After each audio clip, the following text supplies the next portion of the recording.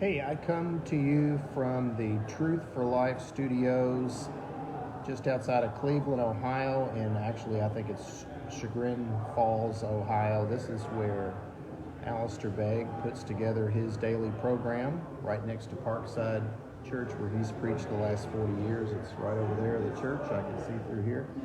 But this is a day that I've been blessed enough to spend here under the teaching of Alistair Begg. In fact, I'm sitting up in the classroom where he's teaching. I'm on the front row center. I have not yet been kicked out, but pretty close. He's already called me a wise guy, hopefully lovingly and jokingly. But the teaching is great, and it's not always that you hear teaching from 2 Chronicles, but that's where he's been this morning, and I love it. I just want to point out a couple things to you all about having strength in our weakness. And in 2 Chronicles chapter 19, King Jehoshaphat, who was a good king, needed God. There were some fearful things happening, and he called out to God. And I'm just going to flip through a few verses that Alistair has shared with us thus far this morning because I think they're relevant to us. Every passage in this book is God-breathed and is useful, as we know through our DC class, what we've been learning lately. It says in 2 Chronicles chapter 19, verse 4, it says, Jehoshaphat lived in Jerusalem, and he went out again among the people from Beersheba to the hill country of Ephraim and turned them back to the Lord, the God of their ancestors. This is what the people needed. And Jehoshaphat was in tune with God enough to know that. It wasn't about him, it was about God.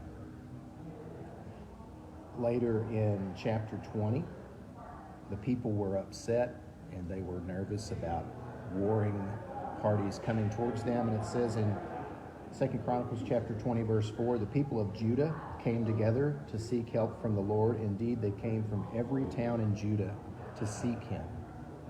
So people are coming to hear the Lord. Later in verse 13, after Jehoshaphat addresses the crowd, it says, all the men of Judah with their wives and children and little ones stood there before the Lord. And Alistair brought up a really good point.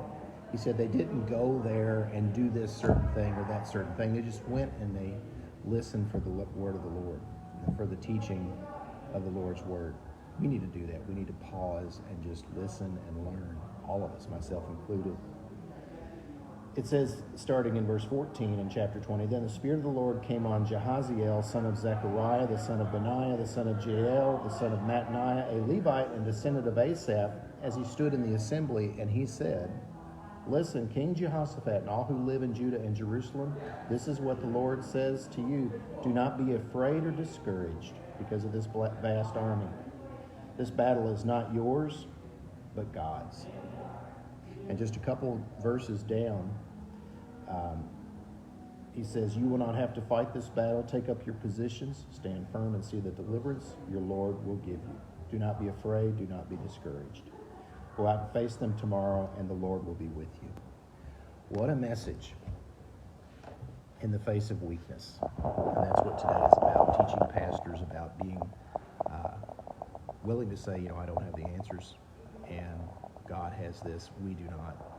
That's something we all need to learn, and I know I do for sure.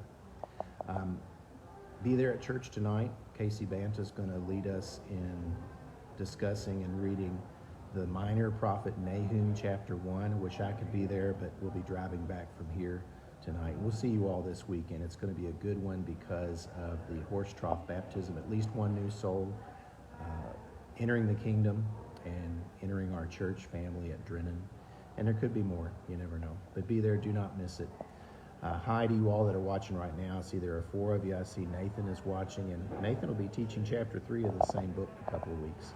Layman will be teaching next week. So come be part of things at Drennan. It's a good time. And I'm going to go back up and hear more teaching.